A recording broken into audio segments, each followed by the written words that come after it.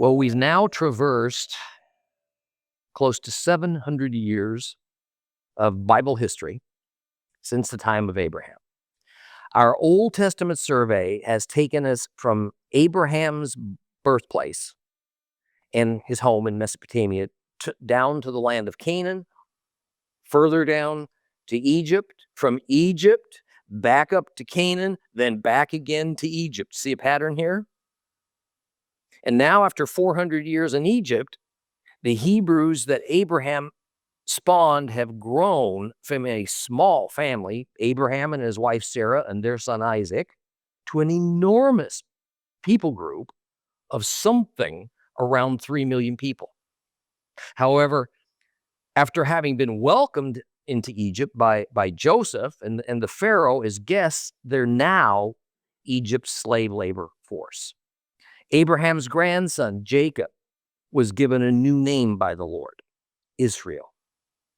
And so the 12 sons that he fathered became known in the Bible as the Israelites.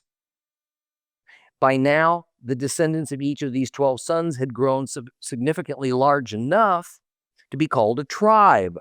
And one of those tribes was named Levi. It was, of course, from this tribe that a baby boy was born who God would use to change the course of history. His name was Moses. Now, during this time that Moses' mother was pregnant with him, the Pharaoh decreed that the Israelite population was getting much too large, in his view, and to stem this rising Hebrew tide, he ordered that immediately upon birth, all male babies were to be killed. Now, Moses' mother birthed Moses in secret and took her infant to the Nile River, laid him in a waterproof basket, and placed him in the reeds not too far from where one of the Egyptian princesses regularly bathed. Hoping that the princess's motherly instincts would override her loyalty to her father, the Pharaoh, Yehoshaphat released the basket and her child into God's hands. The princess saw the basket. She opened it to find a baby and then adopted him for her own. Moses' sister, Miriam, watched all this happen and then suggested to the princess that a Hebrew woman could be a wet nurse for the baby, and she agreed to that. Now, many years later, the adult Moses, raised as an Egyptian prince and living the life of royalty at the palace, witnessed an Egyptian strike a Hebrew. Something snapped within Moses. He confronted this Egyptian and he murdered him. And noticing that there were witnesses, he then did the only thing that he could do. He fled Egypt for Midian. And after arriving in Midian, he met a priest who in time gave Moses his daughter in marriage. And Moses from here forward would live the life of a humble shepherd. But at 80 years of age, something astounding happened. He met God. And God told Moses something that he had told no one up to this point in history. His name. It was Yud-He, Vav-He. We say Yahweh or Yehovah.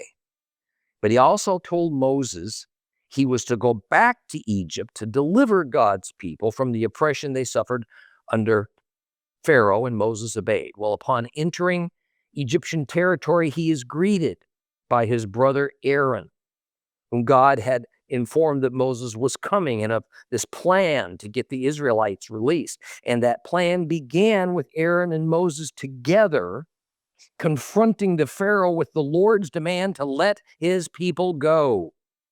And when Pharaoh refused, the Lord, through Moses, began inflicting a series of blows against Egypt that would devastate the land and the people of Egypt. Well, the plagues achieve their intended purpose. Pharaoh relents. He bids the Israelites goodbye, and they leave. He changes his mind, and he chases after them to the Red Sea. Now, trapped, The people feel sure that Moshe has made a grave error as their backs are against the deep waters of the Gulf of Aqaba, and now they don't have anywhere to escape. God opens the sea for them. He even dries the sea bottom, and the Israelites escape to the distant shore, which is on Midian, which is on the Arabian Peninsula. Pharaoh's troops give chase. They're drowned when the waters that God opened for the Israelites come crashing down upon the Egyptian soldiers. Well, now the exact site of the crossing is unknown, as is the exact route that the Israelites took when leaving Egypt. Liberal Bible scholars claim they didn't cross through the Red Sea at all, but rather over a large mud flat that was called the Reed Sea. However, this makes no sense, because even if it was unnecessary that God opened the waters for their escape, it's pretty difficult to understand how those Egyptian soldiers drowned in a few inches of water that covered over this mud flat. Now, many Bible researchers think what they crossed over was indeed at that time called the Red Sea, but is now called the Gulf of Suez. For Suez was and remains a deep, substantial branch off of the main body of water that is today called the Red Sea. And geologists tell us that the Red Sea pushed at least 50 miles further northwest in Moses' time than today, and would correspond well to the place where most of the Israelites lived, the city of Ramesses. There's been a lot of scholarly research on this pivotal biblical event, or better, miracle of God. And as we well know, a lot of faith has been required for Christendom to stand firm against the consensus of opinion among some of the most renowned archaeologists and Egyptologists. This opinion could be summed up by saying that either the event never occurred or that the Exodus was greatly exaggerated, especially when it comes to the biblical details of the parting of the waters and the huge number of Israelites participating. Actually, there is the greatest archaeological evidence that at a minimum, the Exodus did occur, that the number of Israelites was enormous, and as we previously discussed, that the city where they were purported to live was of sufficient size to support that large of a Hebrew population. Recently, however, some new light has been shed on the issue of the route of the Exodus, as well as the location of Mount Sinai.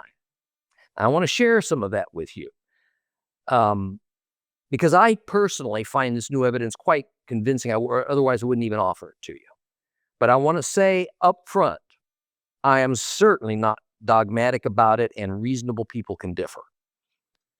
Hopefully, we've well established where the Israelites were located in Egypt. Then that was primarily in Goshen, a region of what was called Lower Egypt. Now, without doubt, many Hebrews lived in other areas of Egypt. Likely, they had to be gathered quickly to join the main body of Israelites that lived in Avaris, also known as the city of Ramesses. Some probably even caught up to and joined that group led by Moses within a few days of their departure. So, knowing where they departed from, what would have been their logical route? Well, we know that God did not take them directly from Egypt to Canaan through the most direct, the most logical route, which would have been the old ancient trade highway called the Way of the Philistines. Instead, the Lord sent them on a much more circuitous route to Canaan, as noted in Exodus 13:17, where it says, after Pharaoh had let the people go, God did not guide them to the highway that goes through the land of the Philistines, because it was close by. God thought that the people, upon seeing war, might change their minds and return to Egypt. But there was another reason that they didn't go that way. God had already directed Moses to go to a specific place. He was to lead the Israelites upon leaving on their exodus from Egypt. Instead, we're told that God led them on an alternate route through the wilderness. Now, even though we know that they were eventually going to wind up in Canaan, what was to be their first destination? Sometime earlier, God had instructed Moses that when he brought them out of Egypt, he was to bring them directly to the mountain of God. Today, we most often refer to the mountain of God as Mount Sinai. So where is the mountain of God? Well, let's backtrack for a minute to find out. Moses was still in the court of Pharaoh. But after he had killed the Egyptian and fled to avoid prosecution, we know that he went to the land of Midian. The location of the land of Midian is well established geographically through archaeology, all manner of ancient records. It's undisputed. Midian is on the western end of what today we call the Arabian Peninsula. There in Midian, after decades had passed, one day, while he's attending his flocks in the plains of Midian, Moses encountered God on a hilltop. This was the burning bush incident. Listen to Exodus 3:1. Now Moses was pasturing the flock of Jethro, his father-in-law, priest of Midian. He led the flock to the west side of the wilderness and came to Horeb, the mountain of God. Verse 2. And the angel of the Lord appeared to him in a blazing fire from the midst of a bush. It seems that Moses had moved his flocks towards the western side of the desert wilderness where he resided. Now, a little bit further down in that same chapter, Exodus 3 and verse 12, we come to this all-important statement.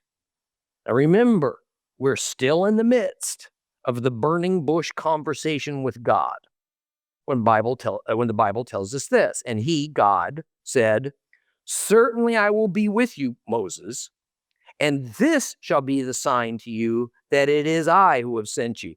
When you brought the people out of Egypt, you shall worship God at this mountain." This mountain. Okay. The same mountain of the burning bush where God gave Moses his marching orders to go fetch the people of Israel out of Egypt is the same mountain that Moses was to bring the Israelites to encounter God upon their exit from Egypt. The Israelites were simply doing exactly what God told Moses several years earlier. They were heading to the mountain of God, the mountain where Moses met God in the burning bush. But wait, we just saw that this mountain of Exodus 3:12, that's not is in Midian. It's not in the Sinai Peninsula. It's in Midian. It's not on the Sinai Peninsula. It's on the Arabian Peninsula, not very far from the Red Sea. And could that be right? Well, none other than the Apostle Paul says so. In Galatians, when Paul was trying to explain some things to some Jews about the law, the Torah, and he, by his own words, used some allegory as an illustration tool. And while our interest is not in the substance and point of his dissertation, an important piece of information is found embedded in his statement in Galatians 4:25. Listen carefully, because Paul says, now this Hagar is Mount Sinai in Arabia. Now, don't get hung up on the Hagar term, because Paul was just using Hagar, mother of Ishmael, to make a point. The important information concerning our current subject is the location of the mountain of God, of Mount Sinai. Where does Paul say Mount Sinai, called Mount Horeb, also called the mountain of God, is located?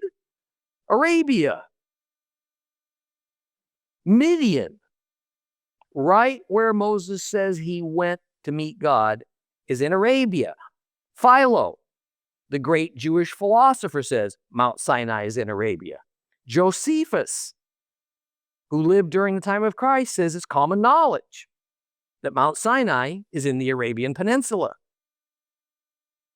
So if the mountain where the people of the Exodus went to receive the law was in Arabia, why have all modern day Christian travelers, me included, by the way, gone to a monastery at the tip of the Sinai Peninsula that is identified as Mount Sinai, as the place where Moses led the Israelites to and then received the Ten Commandments? Why do all the books today show that the route of the Exodus went through that particular location? Well, prior to about 300 AD, there was absolutely nothing culturally, traditionally, or historically in Egypt, Palestine, Arabia, anywhere else for that matter, that connected the tip of the Sinai as the location of the mountain of God, Mount Horeb, Mount Sinai. It wasn't until Christianity had emerged as a fully Gentile religion and every element of Christianity's Jewish roots was now taboo and rapidly being removed from biblical history, that the Sinai Peninsula became designated as the holy place where the Ten Commandments, as well as all the Torah, was received by Moses. And it was decided upon by some ascetic Christian monks in the 4th century AD who were wandering through that area, and they felt that a particular mountain on the tip of Sinai resembled some of the biblical descriptions of the mountain of God. They even named that mountain Mount Sinai. And from that and nothing else, the leaders of the church concluded this was the place where the Ten Commandments were given. So they built a monastery there, and that's that. One more thing about the Sinai Peninsula site that makes it all but impossible for that to be the mountain of God. There is no place for a couple of billion people to camp. Even if you were to cut that number down to 1/10 of what the Bible tells us, there is simply no flat area suitable for thousands of people to camp for a full year, which is what the Israelites did right at the base of Mount Sinai according to the Bible. I've been there more than once. Not anymore. And I can tell you, it is rough. It is strewn with boulders. It's uneven. It's simply a moonscape with no plain at all anywhere within miles near the bottom of that mountain that would be suitable for camping. However, if we accept that the mountain of God was in Midian on the Arabian Peninsula, which is precisely what the Bible tells us, then exactly where in Midian is the real Mount Sinai? Well, a location has been found that fits every biblical description to a T. It's called Jebel el-Lawz, and it's in a mountain range that since time immemorial has been called by its local Arab inhabitants, interestingly enough, the Mountains of Moses. And at the foot of that mountain is a flat, wide plain of almost 20 square miles. The remnants of a very large ancient riverbed flow right through it. Could this have been the mountain of God? I don't know. But it's a far more likely place than that peak upon which rests St. Catherine's Monastery in the Sinai. Now, let's look at one more issue, because I think it's kind of interesting. The Red Sea crossing. First of all, I want to say that I'm not going to try to find a way using some rare but natural phenomenon as a way to explain the parting of the waters and the drying of the seabed. It was an act of God. It was a miracle impossible except by the Creator's own doing. However, there are some elements of it that have to make sense. For instance, since we're told that the Israelites gathered on a beach on the edge of the waters at Pi-hahiroth, which means the mouth of the gorge, we need to find a site that can fit those characteristics, and it must be on the way to Midian. So, as is well known from years past, there existed a well-traveled trade route that went across the center of the Sinai Peninsula. In fact, it is likely that is the same route that Moses used to flee to Midian when he was a young fugitive, and then returned to gather the people of Israel from the Pharaoh's hand. And this route leads to a long, winding riverbed that goes through a mountainous wilderness area, which then dumps out at the Gulf of Aqaba, a large, deep finger of the Red Sea, which separates the main body of the Sinai from the Arabian Peninsula. And at the end of this gorge, that is the Pi-hahiroth, is a huge beach, fully capable of holding 2 to 3 million people. Directly across the Gulf of Aqaba from this beach, that is the opposite side, the opposite shore, lies another beach of more than sufficient size for the fleeing Israelites to have gathered as they watched the waters crush and drown the Pharaoh's army. Here's the thing. The waters of the Gulf of Aqaba are very deep, up to 1,000 feet in spots. What must be considered is that when God parted the water and he dried the seafloor, the topography could not have been too steep of an incline from the beach to the sea floor, or too rocky, or too uneven for a couple of million people with elderly and children, disabled, livestock to travel over. I don't care how dry it is. Between the two beaches that I've just identified to you, on each side, one on each side of the Gulf, is a raised portion of the seabed lying only 50 feet under the water. It is wide, it's sandy, and it's relatively flat. If the Gulf was drained of water, you see that picture up there see the illustration on the screen. If the Gulf was drained of water at this location, we would find a perfect land bridge between the two sides of the Gulf, connecting those two large beaches. One more thing. Could these 2 to 3 million Israelites have traveled from the land of Goshen all the way across the Sinai to the Gulf of Aqaba in 3 weeks? Because that's how long they were gone before Pharaoh's army caught up to them as they reached the Red Sea and they couldn't go any further. Yes, it's entirely feasible because they traveled both day and night for the first part of their journey. So they certainly would have been able to traverse the Sinai Peninsula, which is about 175 miles, in 21 days. God wanted them to get as much distance as possible, as quickly as possible, between them and the Egyptians. Listen to Exodus 13:21. And the Lord was going before them in a pillar of cloud by day to lead them on the way, a pillar of fire by night to give them light, in order that they might travel by day and by night. They traveled with brief periods of rest, day and night. And as anyone who's lived extensively in desert areas, as I have, we know that you do most of your traveling, if you can, during the night. And you take your rest during the day to avoid the scorching heat. The Israelites really made time during the first 3 weeks of their journey when they were the freshest, when they had the most enthusiasm and not just a little bit of fear that the Pharaoh was going to come after them. Regardless of their route out of Egypt, the Israelites are now free. They're out of Egyptian-held territory. Sinai was Egyptian-held territory.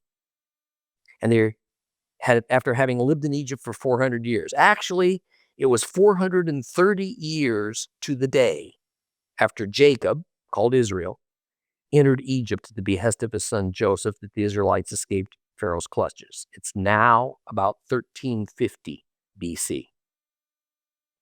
Now, although we are studying Egypt and the Israelites, the rest of the world wasn't without activity. Far to the north, the Assyrians are they're a growing power with empire building in mind. To the west, the Greeks are sailing now as far as England and Ireland. In the Mediterranean, Crete with its highly advanced civilization and art and science, maybe even surpassing that of the Egyptians, suddenly disappears for reasons scholars still debate to this day. Well, estimates of the size of the group that Moshe led are from 3,000 to 3.5 million people. The only numbers that the Bible gives us are that 600,000 men capable of bearing arms were included. If one considers the arms-bearing age to be, say, 17 to 40, it would be reasonable to multiply that number by 5 or 6 to account for women, children, and elderly males and females. Many Bible scholars doubt the biblical reference to 600,000 males for no other reason than it would indicate a vast horde of people tending to the largest number I mentioned. All evidence points to that large number. I mean, think about it. The Egyptians were so afraid of the Israelites' enormous population that they took the drastic measure of killing the Hebrew firstborn males to slow their growth. I mean, this would only have harmed their aggressive building plans. And we know that for a long time after the Israelites left, building in Egypt crawled nearly to a halt and their civilization stalled. A few thousand Israelites in a land estimated to have been populated by 10 to 12 million people at that time, mostly Egyptians, would have created neither alarm by their presence, certainly not economic meltdown because they left. If perhaps, however, a quarter of the population of Egypt were Israelites, as suggested by the Bible, that is an entirely different matter. It would explain the severe economic downturn that occurred following the Exodus, and a number in the 2 to 3 million range is entirely feasible. Well, God led the Israelites with a cloud in the day, a column of fire at night, and as was mentioned, during the first 3 weeks they traveled rapidly, both night and day. After all, in the mind of Pharaoh, these Israelites were fugitives. They were escapees. They weren't refugees. Well, the Israelites were acutely aware of God's presence with them. About a month into their journey, many realities of their changed living conditions started to settle in. I mean, not the least of which, how is a wandering horde of 2 to 3 million hungry mouths going to eat? I mean, they were allowed to take their flocks and their herds with them, but grain was their staple food. Even if they had some grain with them when they left, it would have lasted a few days, maybe a few weeks at best. And their route required them to stay away from known and natural food and water sources. They were in a desert wilderness that even today is inhabited by no more than maybe 4,000 people. But even if they had followed such routes, it's unthinkable that there was any way they could have organized to provide for themselves the huge volumes of food and water that were required. Feeding 2 to 3 million people? Well, that could occur only in very structured, sophisticated cities, like the advanced and magnificent Egyptian cities that they came from. And here they were, displaced city slickers, suddenly turned overnight, literally, into wandering tent dwellers. They didn't have a clue how to survive in this place. Well, the U.S. Army quartermaster has calculated what it would take to provision 3 million people. On a daily basis, it would take a minimum of 11 million gallons of water and the capacity of all of the freight cars of 2 trains, each a mile long, for food daily. This would not account for the food and water required for the flocks and herds. God solved the problem, quite elegantly, actually. He just rained food on them from the sky, as needed, in the form of manna. A tasty, nutritious food that was their primary food supply for the entire 40 years that they wandered in the wilderness. Boring, no doubt, but apparently healthy. And as they needed water, YHWH, God's name, provided, even springing it forth from rocks, apparently in enormous volumes. And by the way, upon entering the promised land, the minute they stepped foot across the Jordan River, the manna stopped as quickly as it started. Well, about 12 weeks after leaving Egypt, they arrived at the foot of Mount Sinai, also called Mount Horeb. The mountaintop that Moses would ascend was ringed in clouds, and God called to Moses, and it must have been like deja vu for him, as Moses remembered back to when he first met God in the burning bush that was at this same location. There, God reiterated all these promises he'd made to Moshe and the Israelites during the wringing out of the Pharaoh's will back in Egypt. But the Lord even went further. He says this, "If you will keep my covenant, then you will be my own treasure from among all the peoples. You will be a kingdom of Kohanim, a kingdom of priests for me, a nation that is set apart." Moshe climbs back down the mountain and he assembles the people. Certainly a couple of 1,000,000 people did not personally hear Moses' voice. But to those leaders and elders who did hear Moses announce what God had just told him, they replied, "All that the Lord has spoken, we will do." He climbs back up the mountain, he receives the 10 Commandments. Actually, he goes back up and down that mountain a number of times, during which he receives many laws and commandments that are given to Moses by God, and these laws and commandments are the Torah. Christians know this better as the first 5 books of the Bible. Modern Bibles use the word law when translating the word Torah. This is a very large misnomer we'll explore later. Now, one trip back down the mountain, Moses returns to find that many of the disgruntled Israelites had built a golden calf to worship. 400 years in Egypt had polluted their worship. Many of their practices become pagan, an abomination to God. The golden calf, no doubt, was a representation of the Apis bull, a high deity of the Egyptians, of which these people were fully aware. They probably even participated in worshiping it during their centuries in Egypt.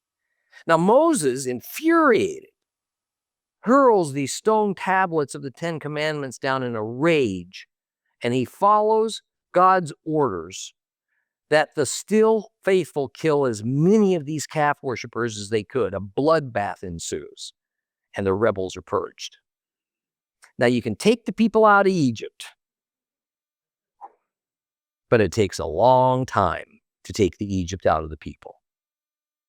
It was going to take 40 years to mold these Israelites into a godly nation, and for them to forget the pagan ways that they were taught during their 4 centuries under the Pharaohs.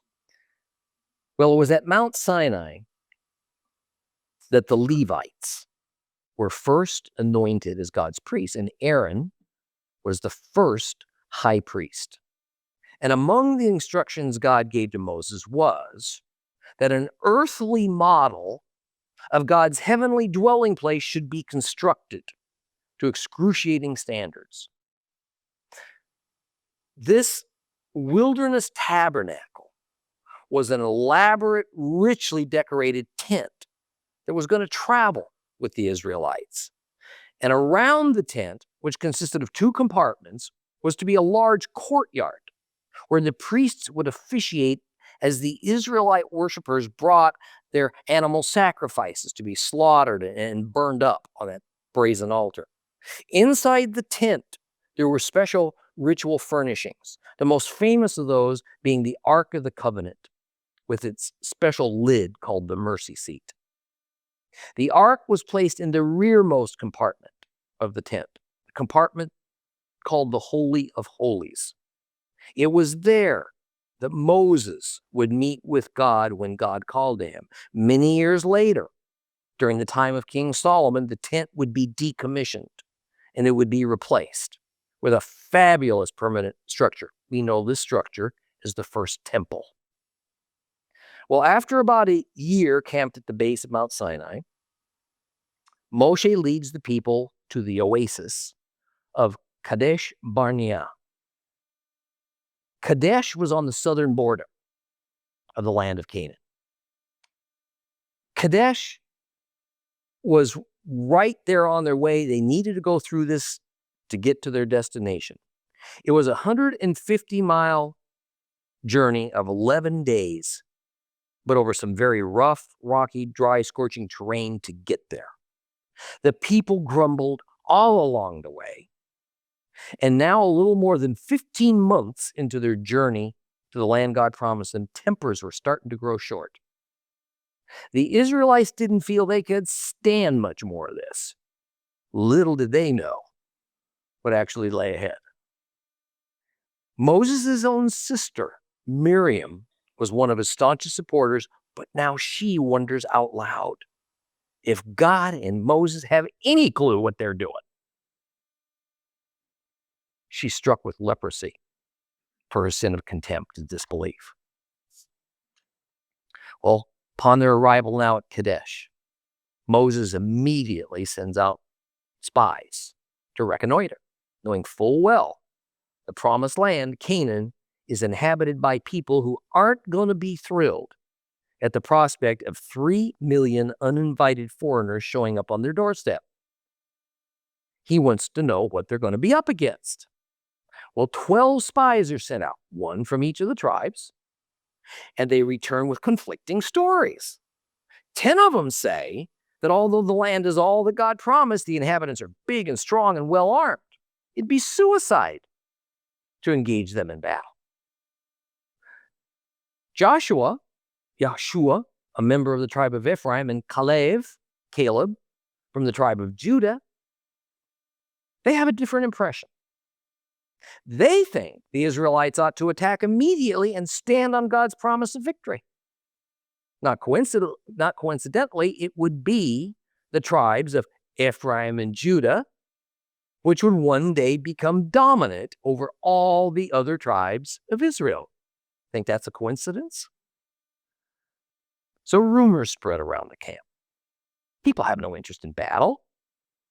Their expectation was that the hardest part of their transition to their new home was the journey. So they whine and they cry and they tear their clothes in anguish, wondering why God would bring them all the way here just to die. Then the unthinkable happens. Mutiny. They decide they're going to appoint a new leader and they're going to do away with Moses. Bad idea. God decides he is going to judge all these rebels with poisonous snake bites, sickness, all manner of pestilence. Moses pleads with God, please forgive these people's rebellion. God relents. But a price will be extracted now for the people's actions.